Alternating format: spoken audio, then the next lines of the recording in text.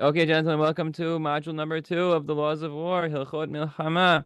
We're going to discuss Be'ezat Hashem who goes to war. Now that we have a war, Milchemet Mitzvah, Milchemet Reshut, whatever it may be, we have to discuss who goes to war. So this is a hot button topic on everybody's mind. I certainly am not qualified to end the debate today, but I hope to give you the sources that everybody's wondering about, everybody's thinking about, everybody's dealing with, and to give you a framework to think about it, to be able to understand the conversations that are taking place and to be able to discern the strong arguments from the ridiculous ones, the sound logical facts from the facades and distortions that sometimes we face. Be'ezat Hashem, we have to know what is our responsibility, who has to go to war. So the Torah tells us of the parasha of Meshuach Milchama. Meshuach Milchama, when everybody's getting ready to go to battle, we have the Kohen, Meshuach, who is anointed with Shemen HaMishcha, get up and give everybody a fiery speech, getting them all excited and ready, pumped up for war. And he says, all those who are not ready to be here should go home. And he lists off somebody who built a house and has not yet moved in and inaugurated his home should go home. Someone is Eras Ishav lo lekacha. He's taken for himself a wife, betrothed for himself a wife, but has not yet brought her into his home. Someone who planted a kerem, a vineyard, velo chilila, and he has not yet redeemed it, should also go home. These people, their minds are elsewhere. They are not able to focus on the milchama, on the war, and we can't risk having them with us, the casualty that could follow. And as such, we adjure them to leave. And finally, chol haracha levav, all those who are faint of heart, if they're afraid, they should go home. Now, what does that mean that they're afraid? Rach halevav. The Mishnah Sota presents us a machloket, Rabbi Akiva and Rabbi Yosei Gelili.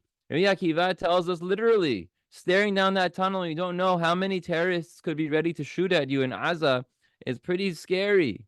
Chas v'shalom bar minan. We see so many terrible things that happen to the Jewish people, the Jewish soldiers in Hashem's army in Eretz Yisrael on a daily basis. And we have to, I imagine if somebody is put in that situation, it could be pretty nerve-wracking.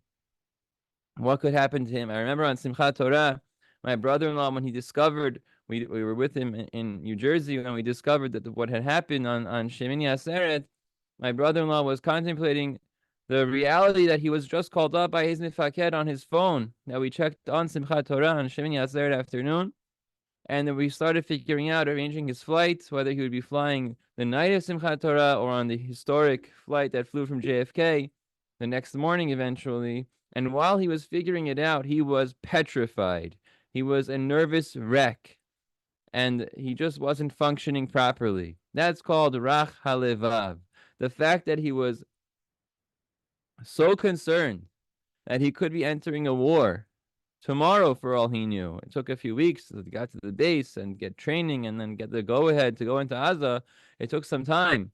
But it was very scary that entire time. And it's called Rach Halevav.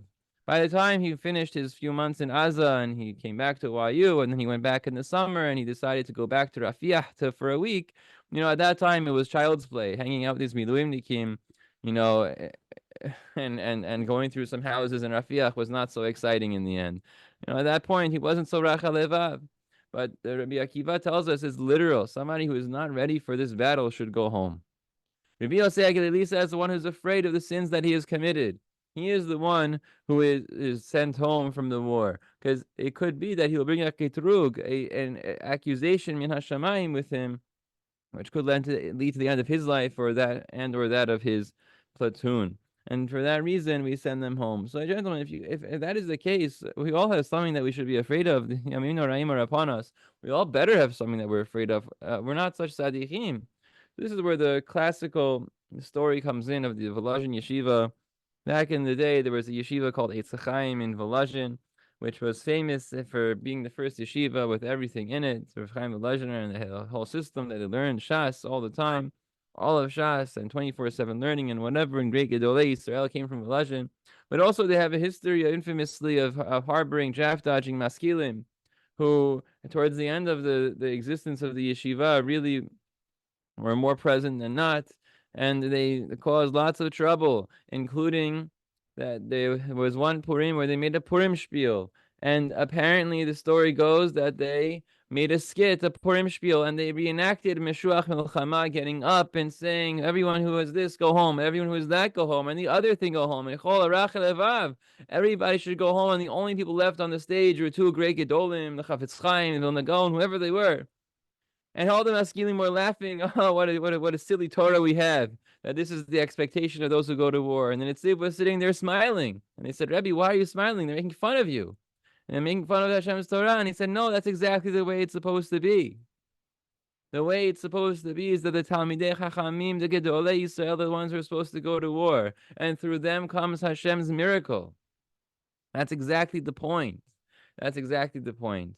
Now, gentlemen, if we stop right here, it seems pretty simple that all the Chilonim should go home to Tel Aviv, and all the Chareidim from Bnei Brak, Modi'ini, Lit, Beitar, and Mea Shearim should be the ones fighting in the front lines. Simple as that. Why is it that we Olam Hafuch Ani Roeh? Why is it the opposite?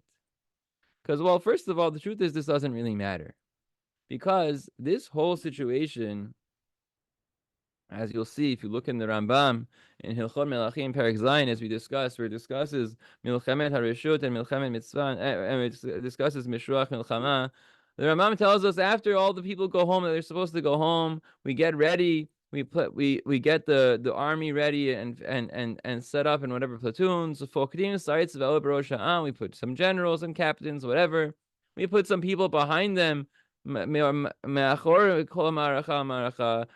chazakim va'azim, really serious, Israeli shotrim behind them to make sure, and with some weapons to make sure that nobody runs away. Because techilat nefilah nisa, the beginning of a fall is fleeing, and we don't want that to happen. All these halachot are so. When is that so? That we send people home? Only when it's an optional war. But aval milchemet mitzvah, milchemet mitzvah, hakol yosein, everybody goes to war, milchemet mitzvah. Rabotai, this is the whole conversation is irrelevant. There are no exemptions when it comes to milchemet mitzvah. And as we discussed, existential wars are very much milchemet mitzvah. Afilu chatan mechedro v'kala mechupata. Even the chatan from his room, kala from her chamber, they all from her chuppah, they all have to go to war. There is no Shana Rishona exemption. Certainly there is no Talmud Torah exception. You got to go to war. It doesn't really matter. So not only should the Chilonim from Tel Aviv come, but the Charedim have to come too. So Rabotai, I have all these reasons that are pretty clear of why everyone has to go to war, especially the Talmidei Chachamim in Melchemet HaReshut, and even if not, there are no exceptions. So they're the best first round picks. And plus we have pikuach nefesh, plus we have lo tamid odam reyecha. These are great reasons to go to the war, even if you're Satmar and Brisk, who are not Gores the Medina, who think that the Medina shouldn't exist for one reason or another. I might argue, Chiloinim, they don't get lo tamid odam reyecha. Okay. But there are plenty of people who subscribe to Chareidi ideologies and are affiliated with political parties like Shas and Degel HaTorah that have a seat in the government. They accept the government existence. They participate in the government. They use government funds. So for them, that they recognize the government, we fall back under this classic Rav Kook Milchames Mitzvah Medina issue. So how is it possible that there are so many people who think that they do not belong participating in this mitzvah? How is that possible? Why is it that I can't stop the PowerPoint here and move on? And the answer is that we have to go through some of the sources. The most classic source that everybody quotes is that of last week's parasha of shevet Levi. Shevet Levi, the Torah tells us, has no share in the land of Israel. They have to dwell in the cities. They don't get any spoils of war. They have to live off of donations. Maaser, teruma, reshit hagez, haziroa v'alechayim v'akeva, etc. But why? Why is Shevet Levi so special? Why does Shevet Levi get to be special? It's not fair. I also want to get to live off of donations and not have to go to work. I don't have to till the land. And it's also not fair the other way. How come they don't get to work?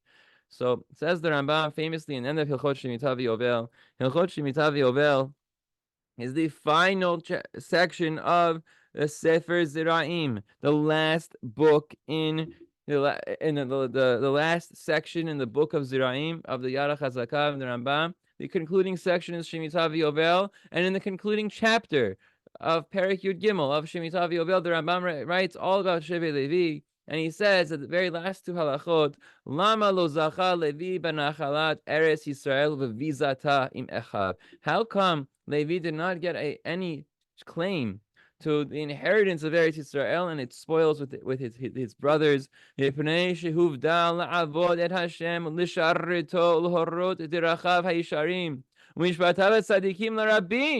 Because the role of Levi is to serve Hashem and to teach his ways, his path, his just path, and his halachot, mishpatav tzadikim, to the world, to the nation. Shneemar yoru mishpatecha liYaakov v'toratecha liYisrael. Lefichach, Simchat Torah, by the way. Lefichach uvdelu min darchei ha'olam. Therefore, Levi is separated from normal living. Lo orechin milchama kishar Yisrael. They don't go to war like the rest of the Jewish people. Lo nochalin. They don't get any inheritance, any land. Lo zochin la'atzvam lechoach gufan. Therefore, they don't get any spoils on their own either. Elahem, what are they? They're Chel Hashem. They are the army, the legion of Hashem. Shneemar Barech Adonai Chelo. Hashem blesses his legion.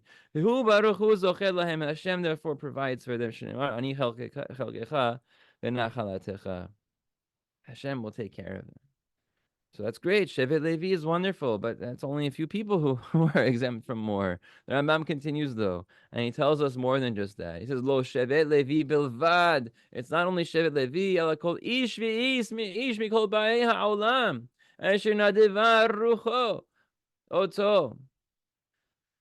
Anybody, any human being who is spiritually motivated. He was driven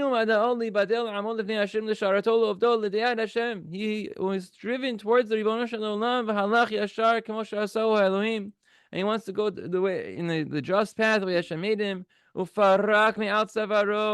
he's removed from his burden all hacheshbonot harabim. He doesn't have to pay any taxes anymore. He doesn't deal with bills anymore. He wants to focus on Torah. Asher bikeshu ha'adam. Ha'ezen kadesh kodesh kadashim. That person is kodesh kadashim. V'yeh Adonai chelko v'nachalato le'olam u'mei olamim. Hashem will be again his nachala, just like Shevet Levi. V'yizkelo ba'olam hazeh davar hamazpik lo. And Hashem will give him whatever he needs. Kemoshe zachal kohanim la'leviim. Just like Hashem gave to the kohanim, the Leviim. David alav shalom omer, Adonai me'achalki v'chosi ata tomei korali. Hashem, you support me in every which way. This is the famous Rambam in the Hilchot Shemitah V'Yovel, and that everybody uses to say why the Kola lifestyle is the lifestyle, and we can choose that lifestyle, and it's the way to go. That's not our topic for tonight. What we want to focus on is that anybody can be part of Shevet Levi, and therefore, you can be like Shevet Levi and not lo orchim milchama keshar Yisrael. You don't have to be part of the war just like Shevet Levi. Now, Ani zachiti chanani Hashem. Hashem has blessed me and give it a generous gift that I don't deserve to be sitting and learning Kollel for a number of years. Baruch Hashem. Nevertheless, I have to point out how many have already pointed out that this Rambam is not the source for that concept by any means, and it is a complete distortion of halakha to push this Rambam as the mantra by which we live. And I'll point out some of the difficulties with this Rambam, and then we'll go through other sources as well, as this is the point of this module, is to discover the sources and discuss them together. So number one, the Rambam tells us Shevet Levi is not the only one who can be like this. Anyone, kol ish v'ish mikol ba'ei ha'olam, of the entire inhabitants of the world. He didn't say Jewish people. He said anybody. Even a goy could be part of Shevet Levi. That's number one. How is that possible? He has to convert. It's not clear. But okay, fine. That's number one. Number two, the Rambam says all these great things about how you don't have to take on cheshbonot. What about going to war? Who says it's the same thing? You might say it is the same thing. So then, okay, maybe the guy should have Maaser Rishon also. Maybe he should get Birkat Kohanim. Maybe he should get Hazirah V'Alechayim V'Akeva. Like, where do you draw the line? Who told you that this is the same thing? You might say it's Mistaber. Okay, Chazak Baruch, it's Mistaber. So let's go back and read about Shevet Levi for a second. What about with your Mistaber? Lo Orchin Milchama Kishar Yisrael. Where does it say Lo Orchin? It doesn't say Lo Orchin Milchama. It says Lo Orchin Milchama Kishar Yisrael. They don't go like everybody else. The letter Kaf is so critical. No pun intended. It's so critical, the letter Kaf, to are they similar? How are they comparable or contrasted with the rest of the Jewish people? They don't go to the war like everybody else. Does that mean they don't go to war at all? Or they just don't go whenever everybody else goes? Sometimes. They're only sometimes like everyone else, sometimes not. Well, did Shevet Levi ever go to war? What precedents do we have? Well, let's look in the Gemara. In Masachet Sota, in the Parashav Mishruach Melchama, Miha'ish Asher Eras Isha V'chulu. The Gemara has a whole derasha trying to see who's included and who's excluded from the derasha. He says, Lo lakach, lo lekacha. The Gemara says, the pasuk says, Lo lekacha, he did not take her. Why? What's her as opposed to someone else? Is pirat, it comes to exclude. So a Kohen Gadol, Almana, the Kohen Gadol. A Kohen Gadol who marries an almana, he still has to go to war. He's not exempt from this parasha. Girusha v'chalutza, the Kohen Hediot. And a regular Kohen who tries to marry a Girusha or Chalutza, he had Erusin and not Nisuin. He also does not get to go home to go sleep with his wife, to go marry his wife, because guess what? He's not supposed to. It's an Aveira. So he's still going to stay on the battlefield and everyone else goes home who hasn't done Nisuin yet. If that is the case, gentlemen, what do you see? Kohen Gadol gets to go to war. The Kohen Hediot gets to go to war. They are no less Levi'im than a regular Levi. In fact, they're much bigger Levi'im. They have more Kiddusha. So when the Rambam says you don't go to war with other people, what is he talking about? And by the way, this is by Milchemet HaReshut. Not even Milchemet Mitzvah. Don't forget, Benayahu ben Yehoyada was in charge of the archers and the slingers, and he was a Kohen by David HaMelech. And he was the general of Shlomo's army. To say that Levi'im are patur min ha-melchama is completely incorrect. So what does the Rambam mean? What does the Rambam mean? Let's remember, where are we reading? We're reading the end of Hilchot Shemitah V'Yovel, the end of Sefer Zeraim, the end of Hilchot Shemitah V'Yovel. The Rambam always reserves his conclusions for a poetic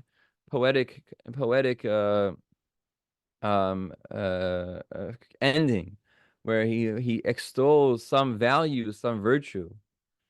And many argue that this is an Aggadeta. This is not meant to be taken as halacha. Now, I don't think that's the strongest argument, because this isn't a shitar where we say hakol shari v'kayam, and we don't learn anything from the last line. This isn't. I'm not the writer here. This is the Rambam. In the eyes of the yeshiva world, the Rambam is second only to the Ribono Shel Olam in terms of the depth of his writing. Certainly, the Rambam didn't throw in extra words that don't mean anything in the Mishneh Torah. Certainly, it doesn't mean something. The question is, what does it mean? Or how far can you take it? That would be the question. So some point out there's nothing to learn from here. I would be more comfortable saying it doesn't mean anything about war. It's a nice, beautiful value for Talmud Torah, but it has nothing to do with war. And finally, others point out also that this is in Hilchot Shemitah V'Yovel. It should have been in Hilchot Melachim if it was really halacha. Which is a very good point, but it's not 100% true, because there are other Hilchot Melachim and halachot of war that are peppered randomly in Mishneh Torah that don't make it into Hilchot Melachim, but it's certainly a strong point nonetheless. So all in all, the Rambam about Shevet Levi is irrelevant. There is nothing to learn in terms of the pitur, the exemption of Talmidei Chachamim, people who learn Torah, to the point that they're like Shevet Levi, from going to war. And also, does the Rambam even really hold that way? That Talmidei Chachamim can be like Shevet Levi? Is that really true? That they don't have to work, they don't have to do and earn anything? The Rambam himself famously says in the middle of Hilchot Talmud Torah, that Kol mesim al libo she'asok b'Torah v'lo ya'aseh melacha. Anybody who decides, I'm going to learn Torah and not go to work, V'yitparnes min hatzedakah. I'm just going to take tzedakah money. Harei ze chilel et Hashem. This guy's mechalel shem shemayim. Uvizar Torah. He disgraced the Torah. V'chi ba me'or hadat. And he extinguished the light of the religion. V'garam ra'al atzmo. He's causing harm for himself. V'natel chayav min ha'olam haba. He's giving up his olam haba. What in the world? People who only pull the shevet levi without looking in the rest of the Rambam. What a distortion that is. The Rambam himself famously says that you cannot force people to support your Torah learning. If somebody wants to contribute voluntarily to support you, matov u'manaim, that's beautiful. But the Rambam himself is the famous one who opines that it is prohibited to coerce the support of Torah. We don't hold like this Rambam lema'aseh. This is the Rambam says this here. He says it in the Perush HaMishnah. There is no way of reading the Rambam any other way. All the Rishonim and the Acharonim read the Rambam this way, as you can see by how they argue with the Rambam. You can look in the Perush HaMishnayot and the other commentaries in Masechet Avot, and then you can look in the commentaries right here. Is long, very long Kesef Mishnah right here in Hilchot Talmud Torah. Look in Shulchan Aruch in Yoreh De'ah in Hilchot Talmud Torah. We hold like the Tashbetz. We don't hold like this Rambam. We hold that it's mutar, because Torah would not exist without people being forced to give some money. But that's not the point. The point is when the Rambam says in Hilchot Shemitah Yovel that you don't have to, anyone can be like this, he doesn't mean that you can force people to support you. It means voluntarily. At best, and Hashem will take care of you, even if the people don't take care of you. But it doesn't mean that you are absolved of any obligations to other people. If you have, it's completely irrelevant to this point. So that's an important thing to point out with the Rambam. Fine. Now, given that is the case, we have to really go back to Chazal, and we have to just look through Ma'amari Chazal to see what do Chachamim say about going to war. So I'm going to give you a number of Ma'amari Chazal that we will analyze together. Number one is, balancing fighting a war with learning. Some people point to this Gemara in Masechet Megillah, in the very beginning of Masechet Megillah, where it says that Yehoshua Navi, after he battling, I believe it was the battle of, the Gemara says Yericho, it seems like it's more like the battle of Ai, whatever it was, that after the battle, the Malach came and chastised him for not bringing the Korban Tamid, and also for not learning Torah. And he says, which one was so bothersome to you that you came? And he said, well, I came now, and now it's nighttime. You're not learning Torah right now. The fact that you missed the Korban Tamid, we could have dealt with that earlier today. So the Gemara says, you see how important it is to be learning Torah more than Hakravat HaKorbanot. Melamed Shalon Be'umkashal Halacha, Yehoshua Navi rectified his sin by learning Torah. So you see how important it is that he missed Talmud Torah because he was out at war, and the Navi came and chastised him. Well, that's one way to reading the Gemara. The other way of reading the Gemara is that the Navi's chastising him for not learning Torah now. When he was at war, the Malach, I keep saying Navi, the Malach came and chastised him now, not because of what he was not doing during the day. He wasn't learning Torah during the day when he was at war, but because he was not learning Torah now that the battle is over. He was not learning Torah now that the battle was over. Now, even if whichever interpretation you prefer, which I think the latter one is the correct one, but regardless of that, whenever you have an Aggadeta, a non-halachic statement in the Gemara, there are always a plethora of interpretations. The role of Aggadeta is to teach us values, concepts, and to make sure we get it in context, and sometimes to take it a little bit out of context, but to teach us values and concepts. They don't have the same authority as a halachic statement. And in fact, they could contradict sometimes. There could be multiple voices in Aggadeta.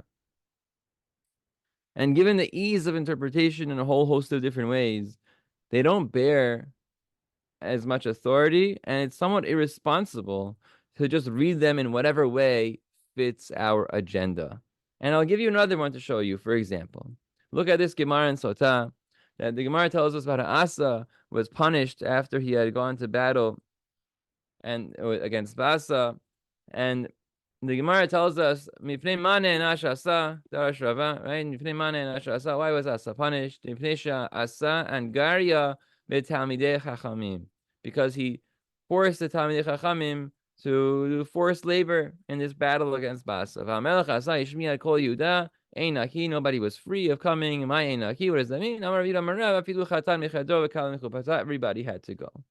So Tzitz Eliezer says, you see, look, the mistake that Asa made was he got the Talmidei Chachamim to go to war. He enlisted them. You see, that was his mistake. We shouldn't repeat it. Now, the Tzitz Eliezer was one of the Gedolei Hador. I'm not here to argue with him and to put him down. But Rav Yisraeli does. Rav Yisraeli says, what are you talking about? Angaria doesn't mean battle. It means forced labor, disgraceful forced labor. That's demeaning to the Talmidei Chachamim. But of course, to a battle, to war, they must go out. Plus, the whole situation with Basa was Milchemet HaRashut at best. If you look at the Maharsha, of course, for Milchemet Mitzvah, of course they have to go out for Milchemet Mitzvah. And on top of that, Rav Lichtenstein says that this Gemara is about forcing them to come. If they volunteer to come, certainly that would be okay. So here's another Aggadeta. This is Ezra read it one way, anti-army. Rav Yisraeli read it another way, pro-army. I'm not claiming that either of these reads is illegitimate from an agenda perspective. Each Chacham comes to it with tremendous tahara and intellectual honesty in this situation. But my point is that we have to be very careful from creating a mahalach, from creating an outlook on life based simply on a couple Aggadetas. We need halachic statements. And here's another proof for that. Amar Rav Yosef, a little bit later in Sotah, mitzvah b'idana da'asek ba, ma'gena u'masela. When a person performs a mitzvah, he's performing a mitzvah, engaged in a mitzvah, it protects him and it saves him from whatever it is, misfortune, evil inclination, and whatever. But be'idana da'asek ba, when he's not actively engaged in it, so then agonei magena protects you, but atzolei la masela does not save you. But Torah, bein be'idana de'asek ba, bein be'idana de'la'asek ba. Whether you are actively engaged in the Torah or not, magena masela. You see, Talmud Torah protects our people.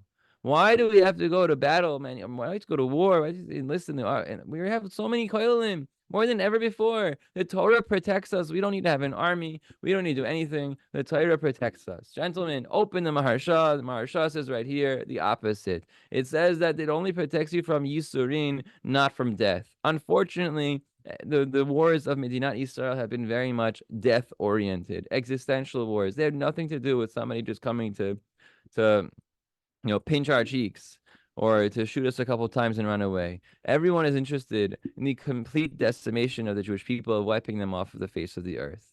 And in that case, this Gemara is irrelevant.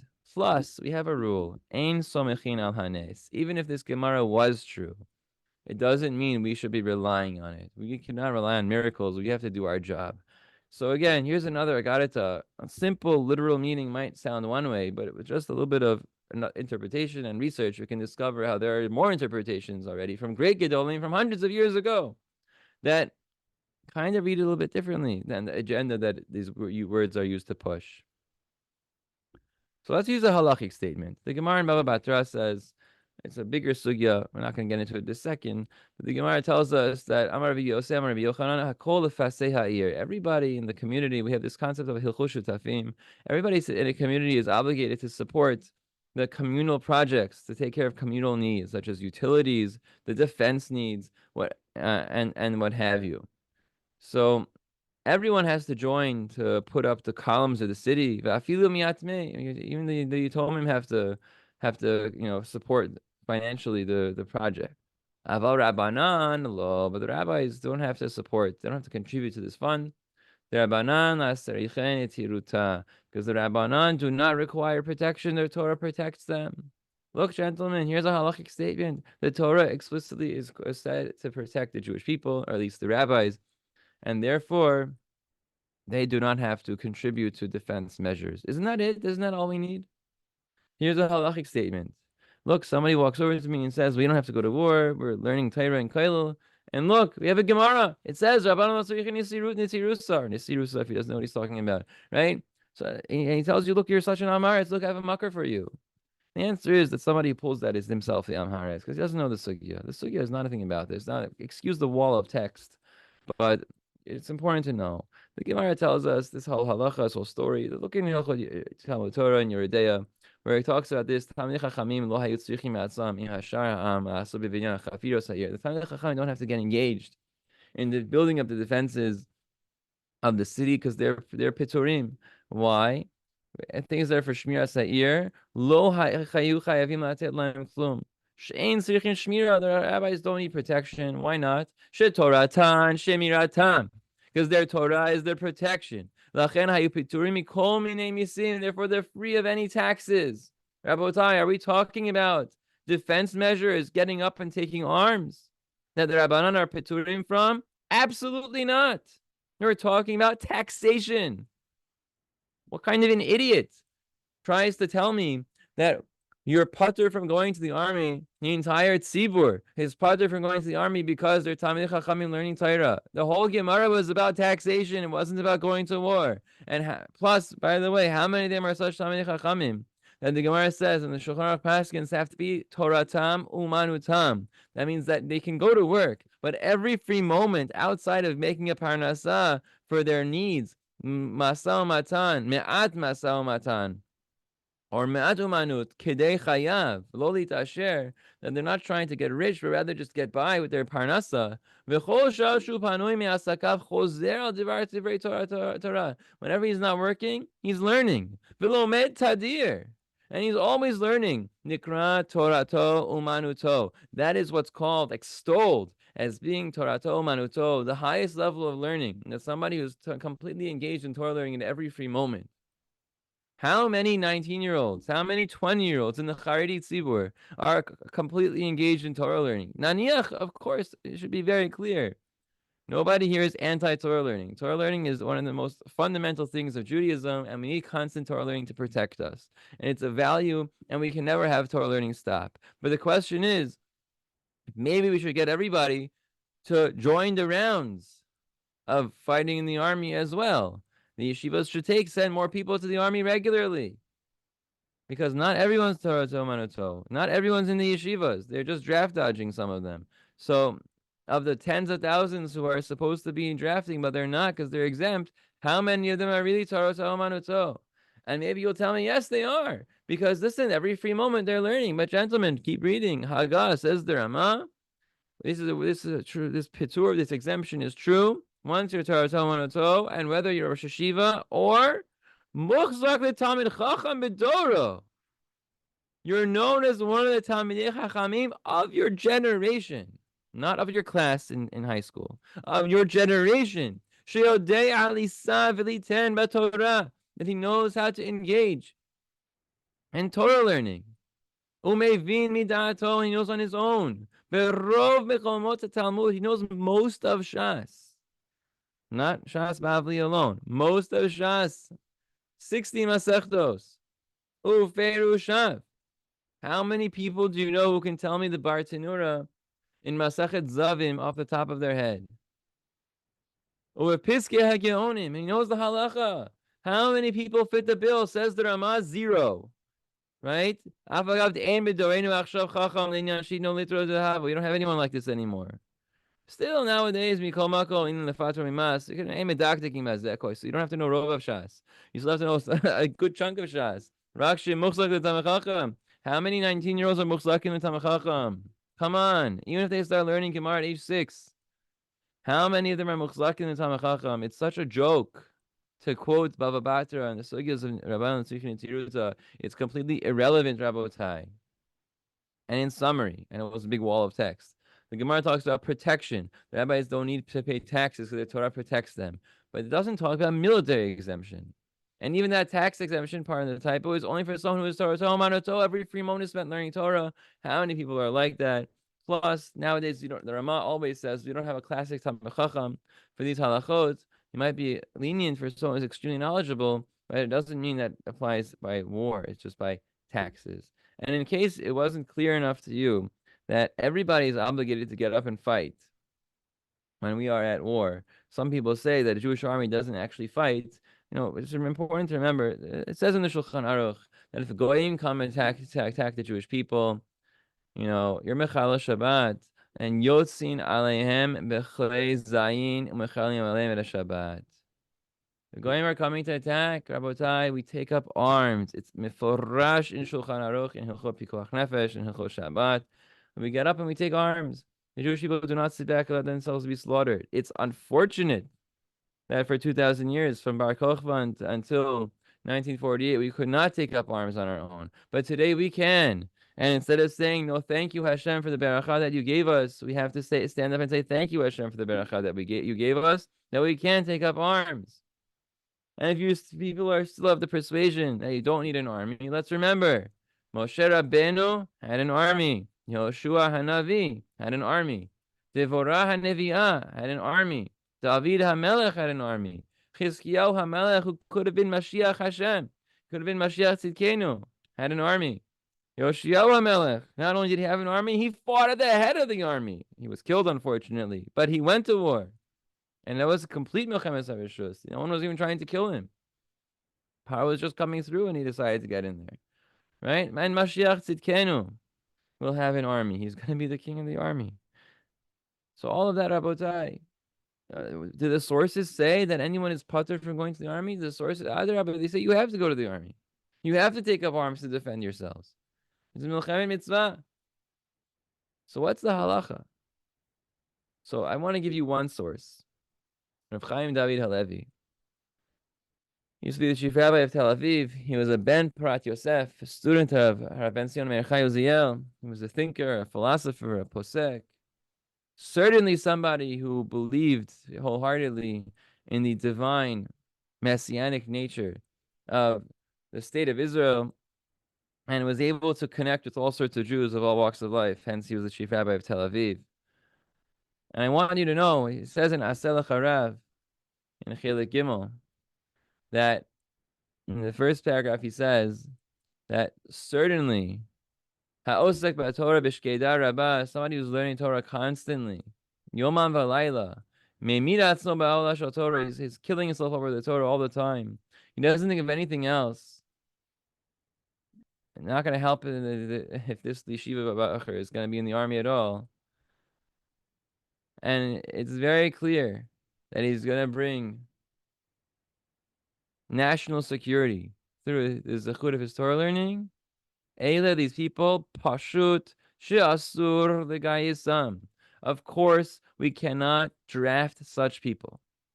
But that's when there's no active war.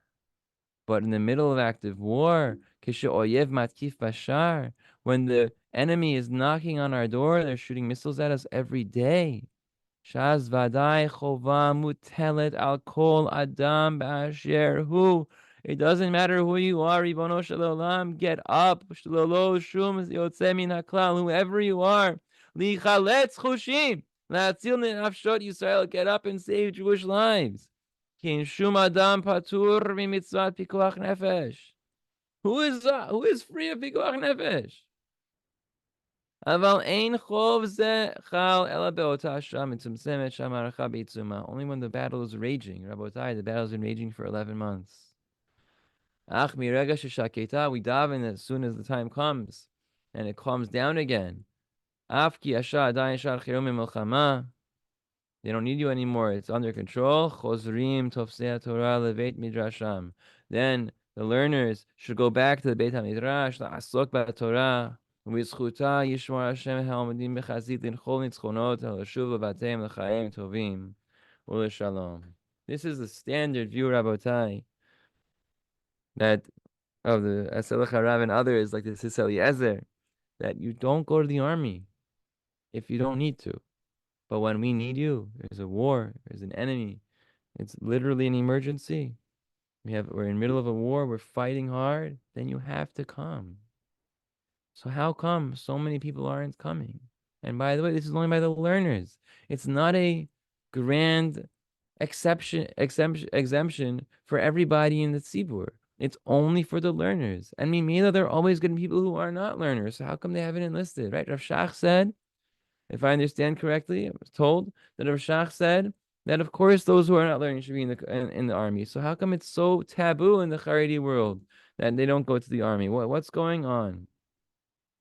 So some argue that it's not really true. It's fake news. That the army doesn't really need more infantry anymore because war is less about infantry. It's more about technology. People make all sorts of arguments that the whole thing about this is just politics. They want to make the Charedim look bad. People argue that this is all about making the Charedim Chiloni. The state is out to get the Charedim. They want to make them less religious. People claim it's just not fair. That even though you don't really need you, it's just not fair. So we have to make you come to the army anyway. Now, about people make these arguments all the time. The army doesn't know what to do with more soldiers. The army is trying to make them not religious. It's not fair that my son should die and not yours should be put in danger. But gentlemen, all those arguments, without even getting to their value when they were made, are invalid after October 7th. Because from October 7th and on, number one, it's definitely a milchama. Number two, we need every hand we can get. Everybody who can enlist and join must. Because there are chayalim who've dropped their whole lives for the past 11 months to go into Gaza for a month or a few, come out for a month, go back in, come out for a couple of weeks, come out for a couple of days, and go back in. And the tremendous strain it puts on them, their families, their businesses is unfathomable. And now we have to support them financially from America. We have so many issues now that we have to deal with. All these wives who are taking care of their families single-handedly, all these sheilot that come up because these guys, these chayalim are busy fighting all the time. Can you imagine if we had 60,000 extra hands who could maybe take a shift or two and spread out the fighting amongst the soldiers? Rabotai, this is not about politics. The army is not trying to make people not religious. The army is trying to save the Jewish people. The army is trying to make sure that we destroy our enemies. We have so much Torah in the army, so much kosher food in the army. Rabbanim who are involved in the army. There are so many kosher ways to have an army experience, Netzach Yehuda or Shlav Bet or whatever it is. All these other small things in the army which can get bigger. But there's no interest from the Chareidi Tzibur, at least from its leaders, in engaging in these issues. But are we discussing the arguments that are made? These arguments are null and void, especially after October 7th, if not before. So if that's the case, Rabbotai, I have one problem though. This whole module is focused on the current events and the Chareidi draft. There's a little bit of a problem here, and it's kind of staring us all in the computer screen mirror face. We're all hypocrites. We're sitting here in America on our cushy chairs, enjoying our lives with Golan Heights and the shawarma, and falafel crunch, but not actually taking up arms and serving the Jewish people. We're kind of being hypocrites here. And the best answer I have is, number one, yes. And number two, we're not being asked to come. The army is not asking us to come. The army doesn't think it's valuable enough for us to come. The army thinks it's valuable. Medina thinks it's valuable for the Charedim who live there, who benefit from it. It's their civil duty to join. But that doesn't absolve us Jewish people either. If the war got so severe that the army said we don't have enough people and we need Jews from around the world to join, then we would all be obligated to get on a plane and come. So the answer is, we hope we're not hypocrites. We're trying our best to support the war from here financially, and for those who can go to volunteer and come back too. And I know a number of doctors who have taken time off to go and work in the hospitals so that the doctors can go to the front lines. That's another way of supporting the war. It doesn't just mean going to the front lines. There are so many ways to support the war, even without being on the battlefield. But if you don't even show up to the funeral of a soldier because you're busy learning Torah, you don't even show up to a hospital to visit wounded soldiers because you're busy learning Torah. Meanwhile, you have 3 weeks of Ben Azmanin that you go and do whatever. Meanwhile, you have Fridays off. Meanwhile, you have days you just go collect money. Like, what is this joke? These are not halachic arguments, Rabotai, and that's the point here. This is not I'm not here to lambast anybody. We're trying to frame the sugya And thus far, we have not discovered any sources that indicate that one would be absolved from the obligation to join the army in Milchama Mitzvah when you're needed. The only argument that I can understand at the moment is the spiritual danger that people for a second will say, right? The army is set to make Charedim into Chilonim. It's the Shas Hashmad. They're interested in removing our religion. A Charedi who goes to the army is going to lose his religion. There's such a drop-off rate. It's Yarg Val Yavor. It's a spiritual danger. The generals in the army are making decisions that need the psak of Gedolim, and it's not being run correctly. Therefore, I'm not going to join. Rabbi, I hear that's a halachic argument. Yarg Val Yavor. But I can't help but wonder, is it really true? There are rabbis in the army. There's kosher food in the army. There are all sorts of shayot that are always asked about the halacha. It might not even be necessary, by the way, but whatever, right? And what are, of the people who are in the drop-off rate of the Charedi Vels, who are not learning Torah anyway, how many of them would be doing worse things if they were not in the army than if they were in the army? And these are all questions that have to be asked.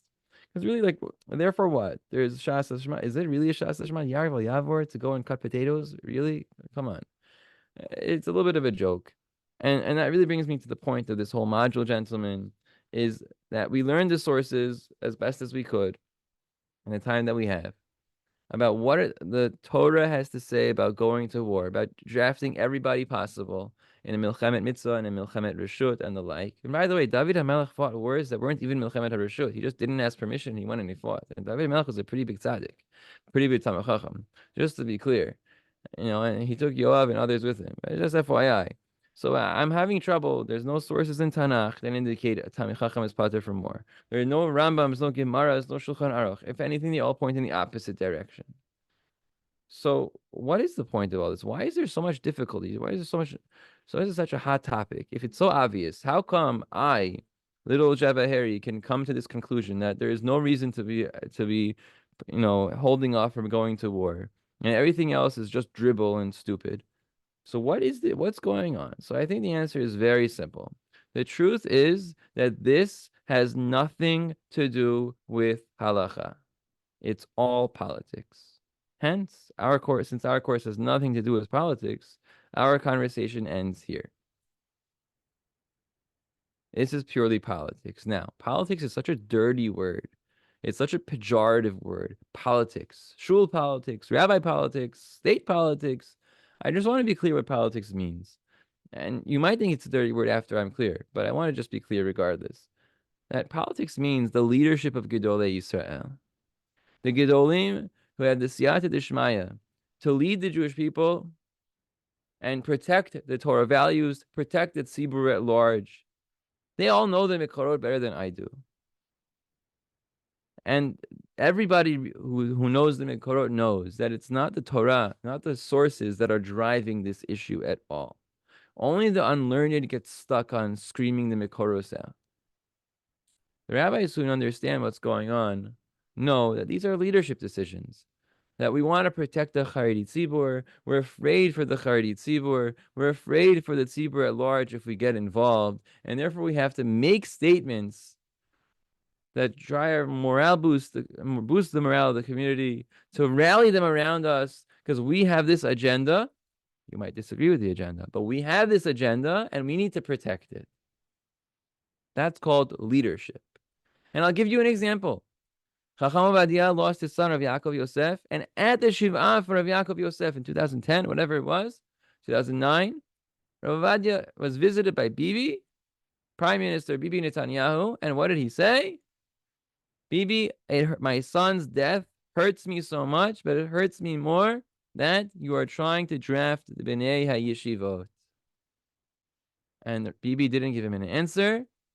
And next year or two, Rav Ovadia died, and at the Shiva, Rav David Yosef, when Bibi came to visit him, Rav David Yosef spoke up and basically shouted at Prime Minister Netanyahu, how come you didn't answer my father? My father was so upset that you never gave him an answer, why are you trying to do this? And you really have to stop. They're sitting Shiva for the death of the Gadol Hador, Gadol Hadorot, and all they're fixated on is the yeshiva draft. But I told you all these sources, and we all know all these sources. The answer is leadership. We're trying to protect the yeshivot for their values, for our values, so the primacy of Torah learning, and protecting the tzibur at large to make sure that they don't get mixed together with the Chiloni, Israeli, citizen, Medina atmosphere, and trying to protect the yeshivas. Rabbi Yitzchak Yosef, like Rav Ovadia, also says very sharp exaggerations all the time, especially Motzei Shabbatot in the Yazdim Shir, because that's the bama, that's the platform for making super political, non-halachic statements. So Rav Ovadia used to do it, and Rabbi Yitzchak does it ad hayom. And people were all up in arms when Rabbi Yitzchak said, we're going to leave the Medina sooner than join the army. Now, is he trying to run away from Milchemet Mitzvah? Trying to run away from pikuach nefesh? No. He's just making a very sharp, exaggerated statement to demonstrate, in his mind, how you demonstrate how serious you are is by exaggerating things. It should be very clear. When rabbis get up and make these statements, it's purely leadership, purely politics. You and I might think that there are better models of leadership for getting the job done. But that's not the point. The point, we're not having the conversation with them. We're having the conversation amongst ourselves to learn Torah. And it's always so important to be able to discern between the Torah itself and those who manage the Torah and are trying to continue the Torah and create the pathways for the preservance of the Torah. And with that, I just want to summarize. We spoke about the protection the Torah gives us and how if people claim it doesn't give us we don't need an army. And we proved how that's completely not true. It's indisputable, incontrovertible fact. Every Navi, Melech, and Shofet in history had an army. Shevet Levi is exempt, the Rambam says, and anybody can join them. And we demonstrated that the Rambam himself cannot mean that because he prohibits coercing the community to support the Torah, and only when Hashem protects you. That's a strong argument. There's the weak argument that this is Moser, not halacha. There's the medium argument that maybe this is in Hilchah, this should be in Hilchah Malachim. It's not there, so it's not really halacha. And plus, there's a very clear argument that Shevet Levi also went to war. So that itself is very strong. We also pointed out that not every eligible Chareidi is part of Shevet Levi. We had Aggadetas, but they don't really fit on the slide. And frankly, all the Aggadetas were in favor of the army, but you could have read them in any way you want. So we just threw out all the Aggadetas. They don't really count. We discussed the spiritual nature of Zionism in general and the army in particular, and how really that's irrelevant. It's subjective, it's political, it's surmountable. If 60,000 Charedim joined the army today, then they would outnumber significantly the number of they would completely change the face of the army to becoming a Chareidi yeshiva. So to tell me that it's not religious enough, we can just make it religious. You don't have to run away. Let's just make it religious. The fact that there's no interest in engaging and overcoming these issues is itself just a demonstration of a lack of will. Therefore, there is no way. But we can give you a way, and the ways exist already. We just have to ramp them up, scale them up, but nobody's interested. And that's simply because the Gedolim say what they say. And every Chareidi who engages in this conversation with you, eventually when you knock down all the straw man, distortion, facades of halacha that they try to present to you, will come to the final conclusion that we listen to the Gedolim even though we think differently. / we don't know how to think because the Gedolim said. And they said that it's usr. And that's really where this all goes. Rabotai, the Torah is primary. The Torah is everything to us. And it's important to listen to the Gedolim. But we also have to know, when we're learning a sugya, how to distinguish, to differentiate between the two. Between what the Torah says and what the Gedolim are saying in just simple leadership statements. And that's really the goal today, that the question of yes army, no army has nothing to do today with any Torah sources that are against it. It's purely a matter of preserving the Torah and the decisions that Gedolim made in how to do that. Baruch Adonai le'olam. Amen v'amen.